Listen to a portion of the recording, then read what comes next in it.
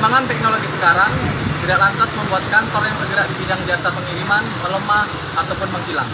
Contohnya kantor pos yang sampai sekarang ini masih eksis dalam memberikan pelayanan jasa pengiriman.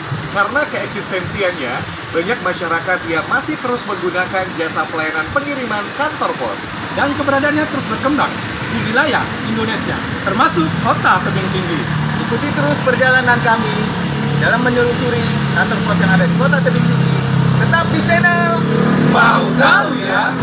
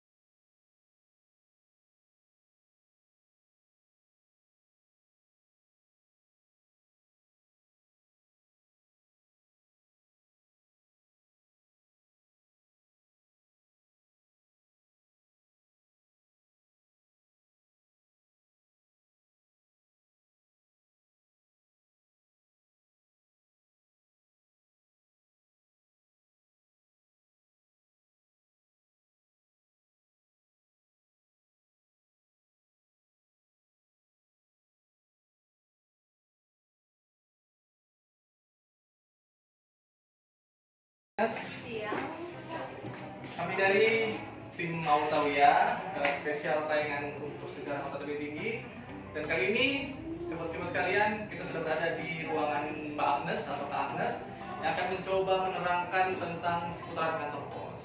Oke, Agnes, supaya sobat di rumah tahu semua, bahwasanya kan kantor pos ini identik dengan surat menyurat. Dan mungkin orang hanya paham bahwasanya di kantor pos itu kan cuma hanya ada surat-surat dan kawan-kawannya tuh perangko. Bisa jelaskan kira-kira produk apa aja yang ada di kantor pos ini? Kalau untuk produk-produk yang ada di kantor pos itu ada terdiri dari beberapa bagian. Yang paling utama itu kurir, surat dan paket. Kemudian ada bagian jasa keuangan. Jasa keuangan itu terdiri dari wesel pos, itulah untuk mentransfer uang, kiriman uang ataupun pembayaran uang. Kemudian ada untuk fund distribution, itu untuk pembayaran pensiun.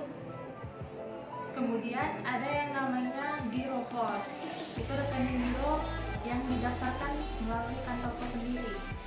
Selanjutnya ada properti itu seperti sewa-sewa lahan. Misal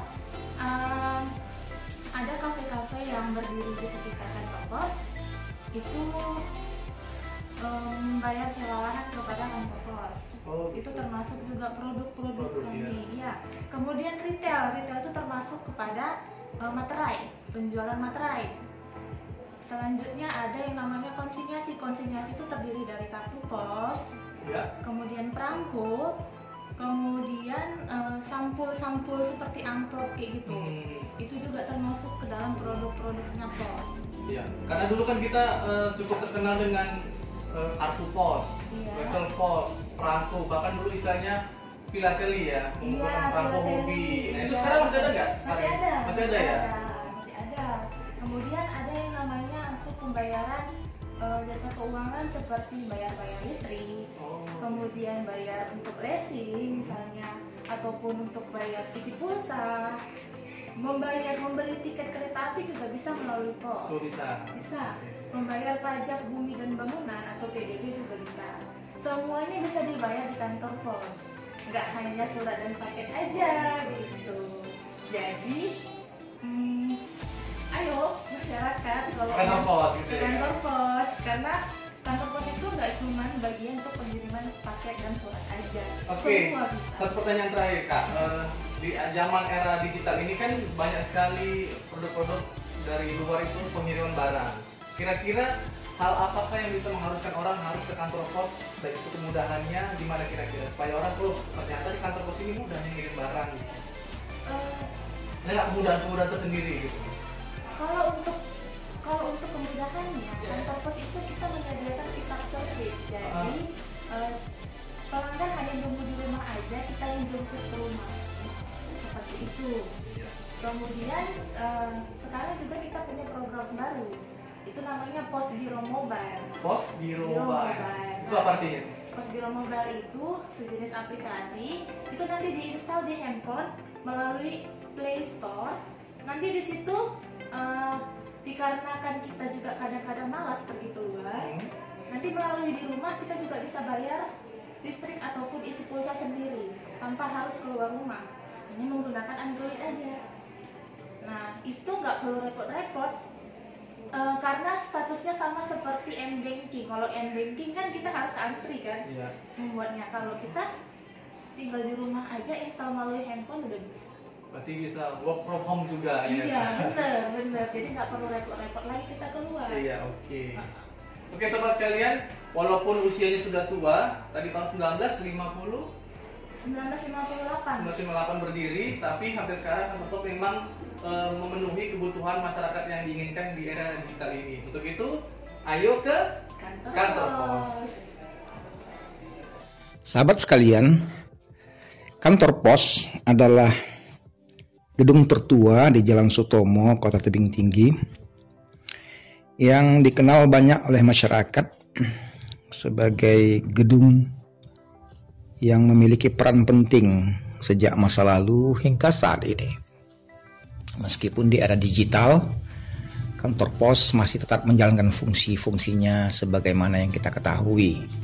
Salah satu di antaranya adalah menjadi tempat orang untuk mengirimkan surat.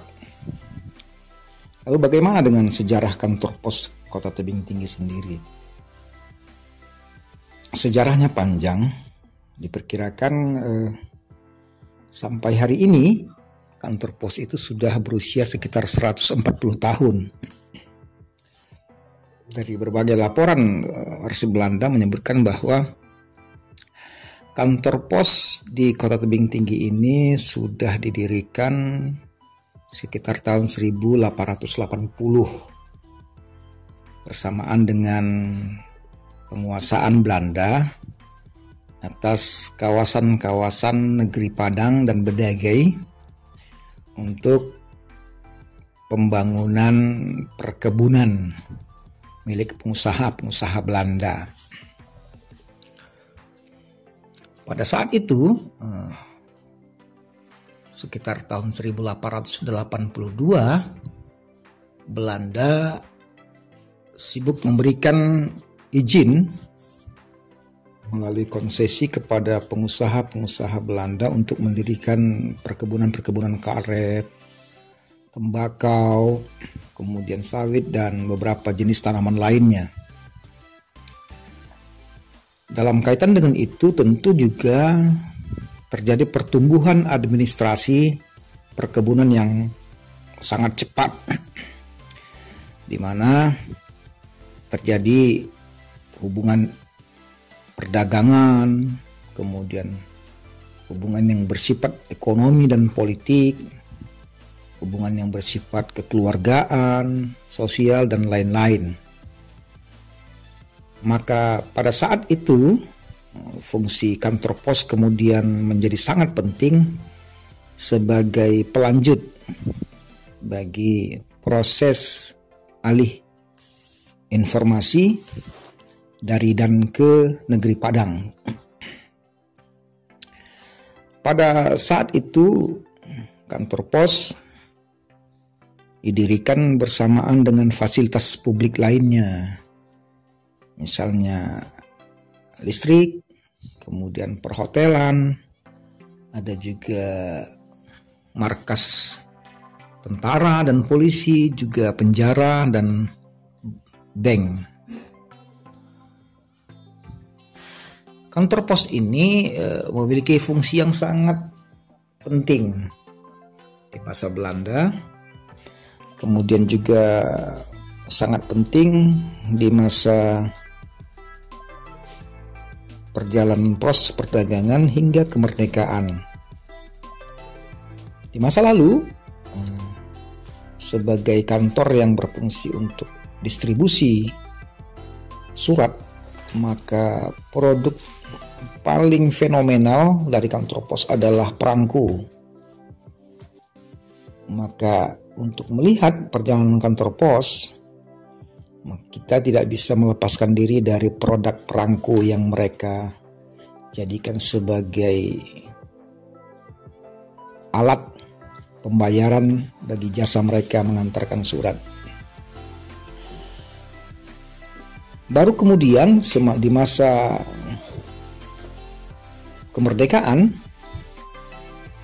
kantor pos ini sepenuhnya kemudian diambil alih oleh pemerintah Negara Kesatuan Republik Indonesia. Disebutkan kantor pos tebing tinggi ini sudah menjadi milik pemerintah Indonesia itu pada tahun 1958. Jadi pada tahun 1958 itu seluruh pegawai dan tenaga pimpinan di kantor pos sudah dikuasai oleh orang Indonesia asli. Meskipun produk yang mereka lahirkan adalah jasa pengiriman barang dan surat-surat. Hingga hari ini kantor pos itu masih tetap melaksanakan tugas dan fungsinya. Hanya saja jika kita melihat gedung kantor pos sekarang yang ada di Jalan Sutomo itu adalah gedung yang masih utuh dengan aulanya yang luas. Itu adalah bangunan peninggalan Belanda dan di depannya itu dimodifikasi sedemikian rupa oleh perusahaan tersebut. Sudah selayaknya memang kantor pos itu sebenarnya menjadi situs budaya bagi Kota Tebing Tinggi, karena dia selama perjalanannya menjadi saksi bisu terhadap perjalanan kota ini. Demikian. Dan untuk masyarakat Tebing Tinggi masih belum tahu kan kalau kantor pos sampai hari Minggu buka. Saya kasih tahu ya, kantor pos itu buka dari hari Senin sampai dengan Minggu. Nah, Senin sampai dengan Jumat bukanya dari jam 8 sampai jam 20.00 WIB. Kemudian untuk hari Sabtu bukanya dari jam 8 sampai jam 17.00 WIB. Untuk hari Minggunya jam 8 sampai dengan 14.00 WIB. Terima kasih. Nah, sahabat Kepo, kita sudah melihat beberapa produk layanan dari kantor pos yang hingga saat ini masih dapat kita rasakan manfaat.